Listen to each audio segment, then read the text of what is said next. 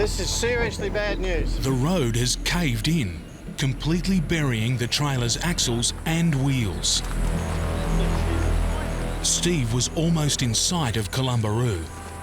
Now he's in more trouble than ever. Russell McDonough is heading to the community of Nirrupie on a mission to crush hundreds of abandoned cars. We're on a bit of a shortcut through to Nirrupie.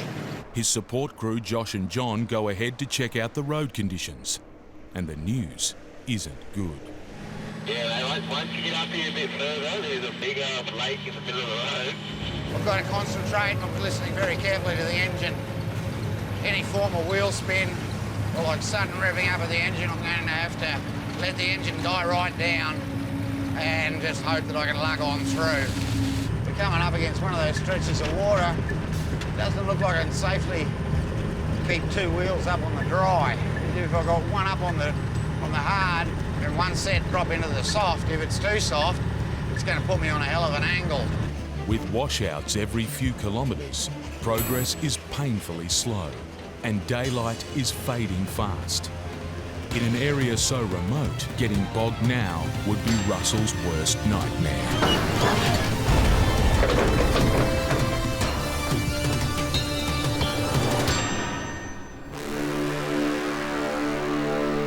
The road has collapsed underneath the 25-tonne crusher. It's listing badly into a deep hole. The front of the second trailer's just fallen into a soft spot and she's laid over on the side.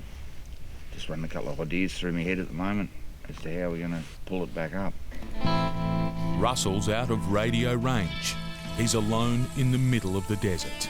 He must unhook his prime mover and head for Nirrupie. Next morning, Russell heads to the council to work out a rescue plan. The Shire's agreed to lend us their grader. Russell's hoping that between the grader, his loader and his excavator, he should have enough muscle to get the crusher out. The grader will skim mud away from under the crusher to make it easier to lift upright.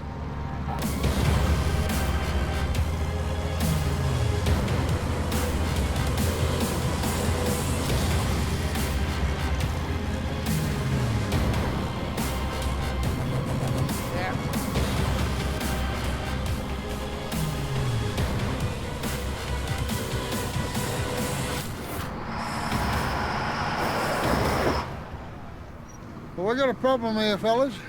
Now the grader is stuck. This Outback crash is fast becoming a pile-up.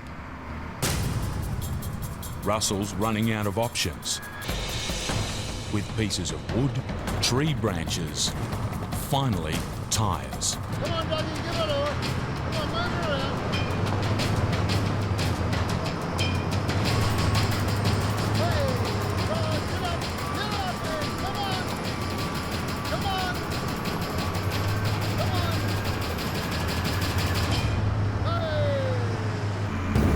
Instead of pushing, Russell wants to pull the 25-tonne machine upright. It's a short. He's called in every vehicle he can lay his hands on. Deliberately bog this thing so it anchors the vehicle, and when we're ready, I'm going to winch. If this doesn't work, the crusher will be stuck here for months until the road dries out, breaking Russell's business. It's do or die.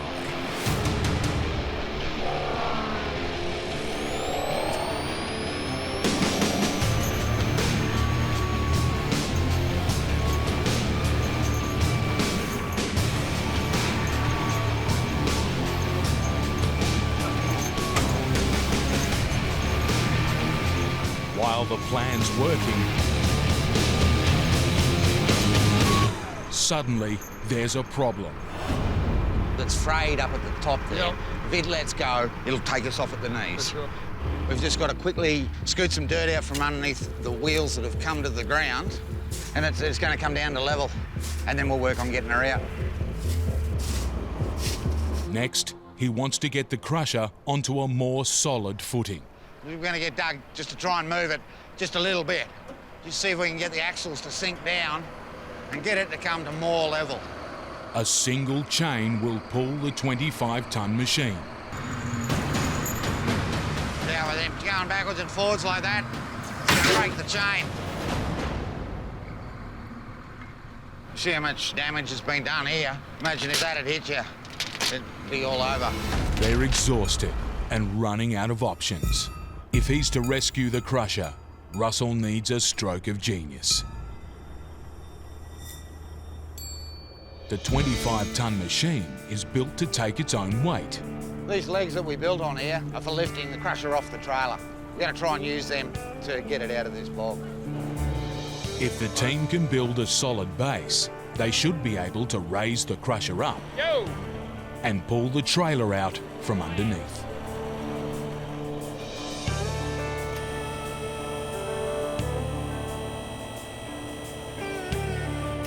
Got it clear. The crusher's up. Now Russell wants to try and pull the connecting or dolly trailer out from under the load. Feeling a bit hopeful. I hope that it comes out. It's a vital test of Russell's plan. If he's wrong, he's out of ideas.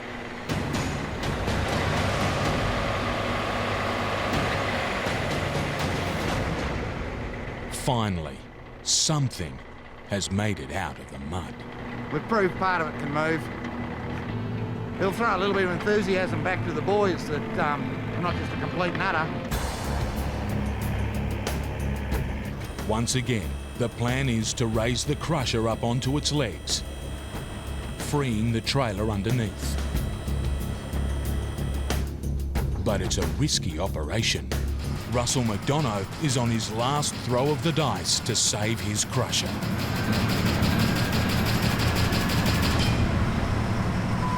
About time. I'm ecstatic. Next, Russell backs a heavy-duty trailer underneath the crusher, ready for one final effort at pulling it out. After everything he's been through, it's one of the biggest moments of his career. This is it. We're going to get this crusher out.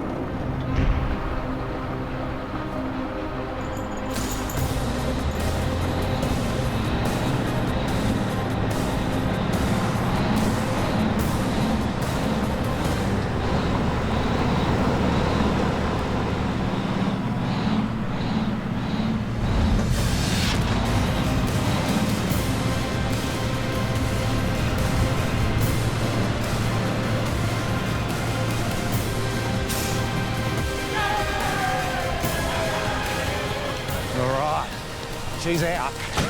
She's out.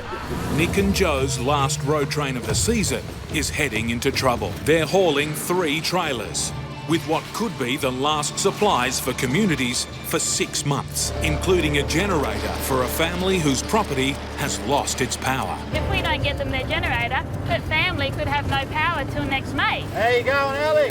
Probably a lot further than you're going to go. No, don't say that. It's like a massive tropical storm bearing down on us. Come on, only got to go a kilometre or 2. Come on, old girl, you haven't got far to go. Oh, it's slippery. Real slippery. It's impossible to keep going. There's a bloody creek just down there, but we won't get up the other side. This is where we're going to pull up for a while. Probably till tomorrow morning, I'd say. Pull up here for a few hours, probably all night. See how it looks in the morning. Maybe it's dried out. Next morning, clear skies. But that's not fooling Nick. I think we're going to be in a little bit of drama today, I reckon. He knows this road too well. It might be a very long, slow day. Up ahead, the mother of all bog holes. At least 1 or 2 road trains have been stuck in it.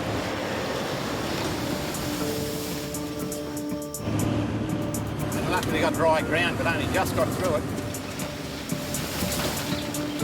Just got out the other side.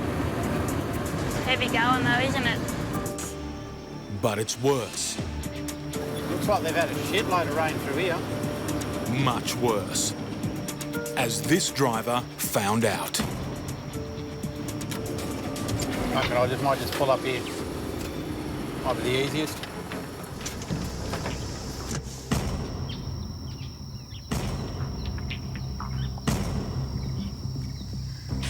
This is not real flash at all. And this is where the other trucks have been getting bogged, so there's been a sidetrack put round by the other guy with the grader yesterday. And Nick's just walking around this sidetrack just to see if it's hard enough that we can get right around this whole mess here. It's impossible to get the road train through in one go. Yeah, I won't get 3 around it anyway. So I'll give one go around there, then I'll come back and get the other ones. That's the plan. The other one, I would love to have just flogged it straight through there. I'm just one of them lucky fellas that my wife comes along with me to give me a hand. Because I don't think most of the truck drivers' wives don't go along and give me a hand. Minus 2 trailers, they set off on the 500-metre diversion. Not fit for a car, let alone a 30-tonne truck. It is a touch and go because that sidetrack's only been just pushed in. And I don't know, it's pretty soft around there. I lean a lot on Nick, you know, trust his judgment. A lot weighs on his shoulders, unfortunately, but it's a bit of a risk. The wheels are spinning. The speed, barely walking pace. But they're through. Now for the big test. Nick's decided to double down on his luck and try to pull the remaining trailers through in one go. 50 tonnes of trucking trouble. The drive wheels spinning uselessly in the black clay mud. They may as well be on ice. It's not going to go anywhere. We can try putting some grass and crap under them wheels, a few sticks so we can get up.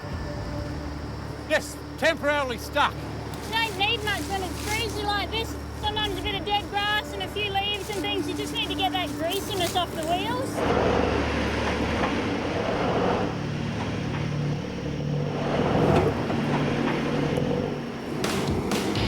They're in luck. While Nick spends a lot of time cursing tourists, sometimes they come in handy. Just tell him to take up the slack.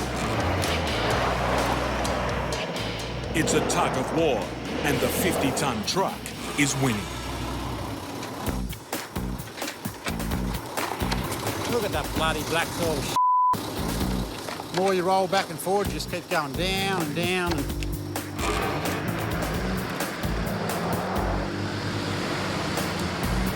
At last, some traction, and Nick's finally out of trouble. Over one hurdle and on to the next. This bloody rain's coming in pretty quick. A nasty black soil bog. To get through, Nick needs to gun it. Hold on, girl.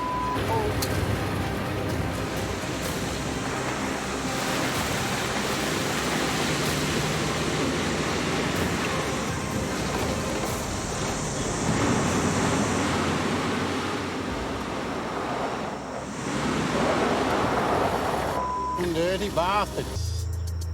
Might have to do a bit of shoveling on this one here, I think. Not real pretty, this one. You just get out of one and then you end up in another, so stuck again. Overhead is another worry. That afternoon storm will be here in the next hour or two and we won't be out of this by then, I don't think so.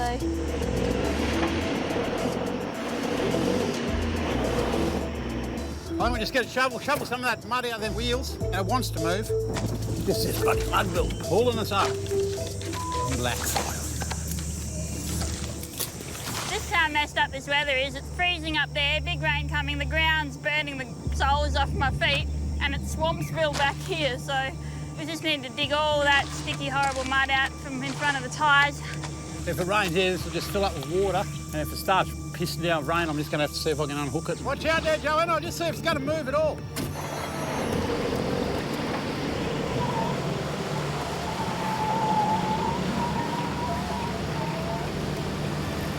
Check out, that is disgusting. Disgusting.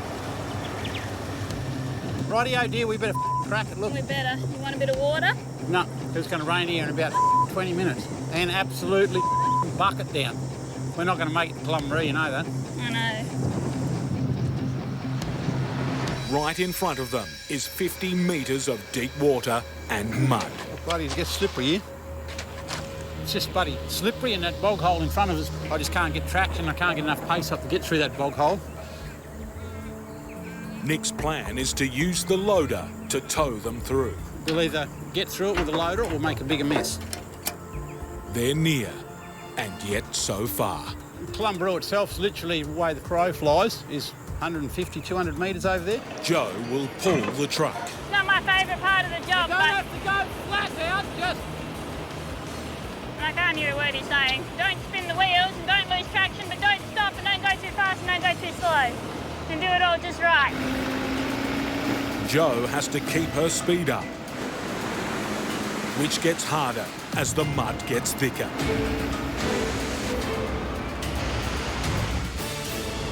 Oh, now he'll be mad. What happened over there? I couldn't steer. I tried to steer and it's just sucking me in. Slippery shit. I'll hook a chain on to see if I can get this loader up on a little bit of harder ground.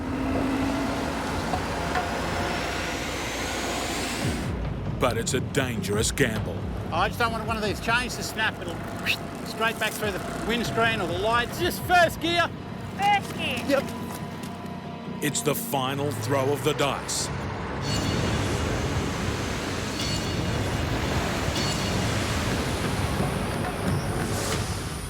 Got it. We're out of that one. It's been hard yakka for 4 days to get here, so is it worth it or not? I don't know. Look, it's worth it to the people that are going to get their gear that they Right, we really need. have to hook onto that other little Is it trailer. worth it to my Saturday and the marriage? I don't know. In Perth, lone trucking operator Steve Graham is preparing for an epic journey. The wet season looks like it's starting early. If this particular bog hole got 20 mil on it just prior to me getting there, then it would pull me up. Things have to start moving. This trailer has to go now. It's wild country where Steve's going, with crocodile-inhabited rivers to cross. So his gun and dog will ride up front with him. It's the last place on Earth you'll want to be breaking down. And Steve's engine has been threatening to do that a lot lately. And all of the time that I've been working this very tired engine in order to get the money together to put a new engine in, you're nervous the whole time. When's the thing going to blow up? When's it going to grab a piston? The whole time you're in it, you're under stress. Is it going to let you down? You're going to have a whole heap of disappointed customers. Fingers crossed it'll do this trick. The afternoon light is just starting to go when Steve arrives at the Barnett River. There's some sand washed up in the middle. I can see the sand there, but I'll just stick in the middle of the floodway here.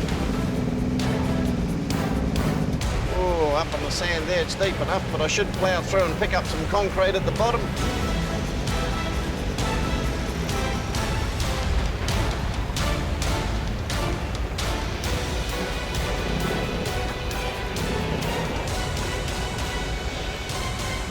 Got some trailers caught in the sandbar. Bugger it. That sand is fine compressed sand, and the more wheels that got into it finally pulled the road train up. It's one man and his shovel against a riverbed that stopped 100 tonnes of truck. It's very solid sand. It grabs the wheels.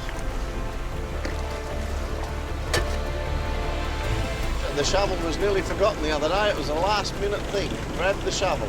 Don't forget the shovel. Well, the shovel came in handy.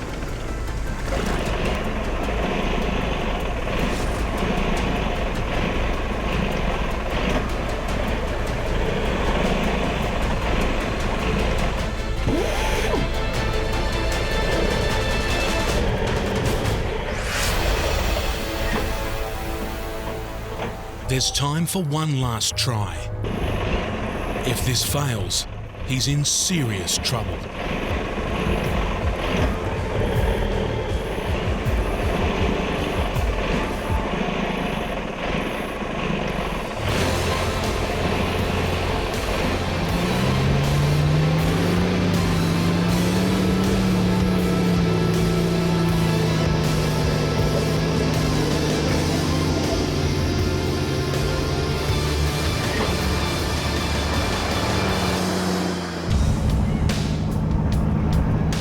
While Steve is finally moving again, his old engine is struggling. Make a few noises in the clutch. And the road ahead isn't getting any better. That bog hole's been my nemesis since before this trip started. I've had a video sent to me of that bog hole when I was in Fremantle loading these containers. If it doesn't rain, and it's not going to rain for the next few hours, I'll give this a go late this afternoon. Tea and scones at the homestead sounds like a good idea. The scones are as good as ever. I don't like the look of the sky. Back there down the road. Oh, my Lord. The weather catches Steve out again. It looks like his tea break was a big mistake.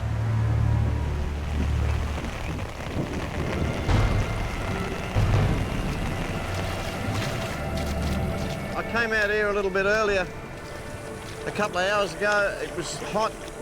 This was dried out considerably. There was just a little bit of water on the right-hand side. I went back to the station and had a cup of tea and scones, and I should have stayed here and done the grading. The situation is so dire, graders have been sent from the community Steve's supposed to be supplying. But he's got trouble getting traction there himself. Food and building materials are long overdue. You need your stuff off that road train down there? Contractors are relying on him. We're ready to start doing some work that we need. Fencing gear. They offload some of the freight in the hope they can get it the rest of the way on the back of four-wheel drives. It's a plan until Steve gets more bad news on the weather front. Columbaroo just had 5 inches of rain. Well, You're here tonight, mate. Nice food, lovely people. Welcome to my world, gentlemen. A world of sadness and gloom where you go off to do a little, you just say, right, I'm going to do this today, and then rain buggers you up. and you know what? I wanted to be a trucker years ago. Geez, I'm bloody happy I changed my mind. It's Outback Trucking. Happens. This is where we're at. With work on the hole and the sun drying it out, Steve's ready to risk running his road train at it.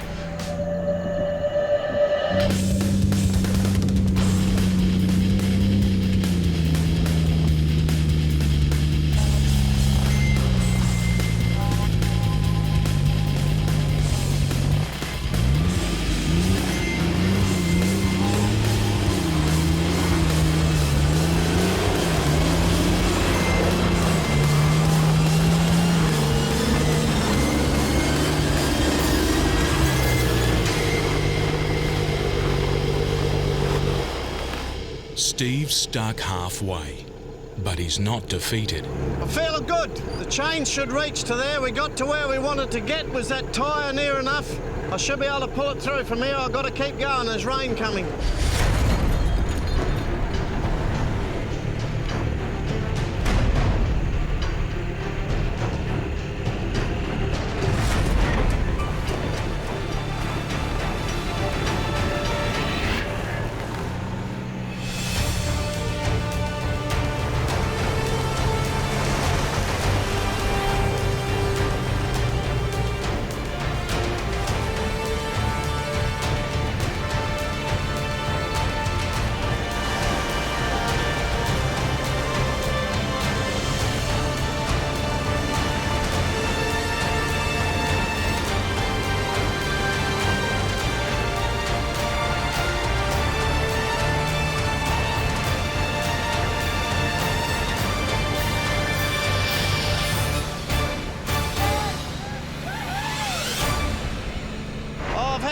All along the way, but you know, I haven't got them now.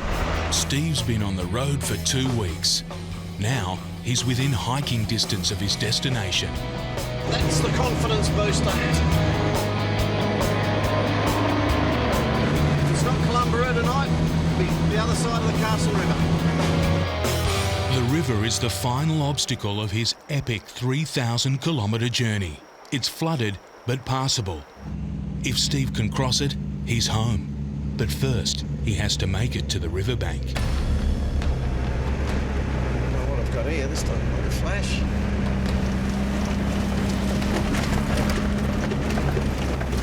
This stuff won't flash at all.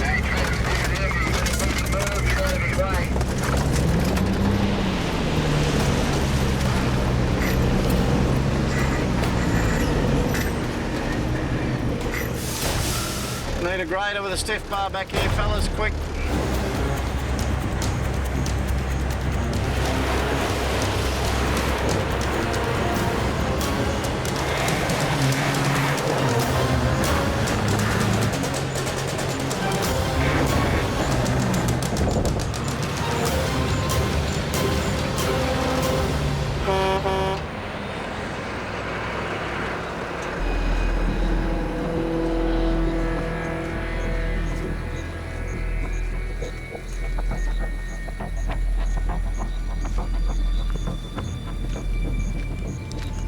This is seriously bad news. The road has caved in, completely burying the trailer's axles and wheels. Steve has no choice but to cut his losses and try to get the front trailers through. Righto, Greg, I'll rock him. Just keep that lock on the other side open while I'm rocking him, all right? You ready?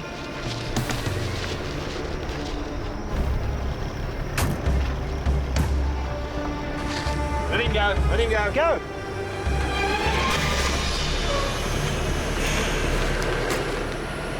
Let's get going. Everyone's pretty happy. I especially like it that the grader and loader drivers are happy, the local blokes, because they're keen to get this load in. They're really keen. Those blokes driving the graders, they're dads of some of those kids. So ready? 1, 2, 3. What should take 10 days took more like 45 days. The bank manager's going to see a bit of red on the sheet, and life will go on from there.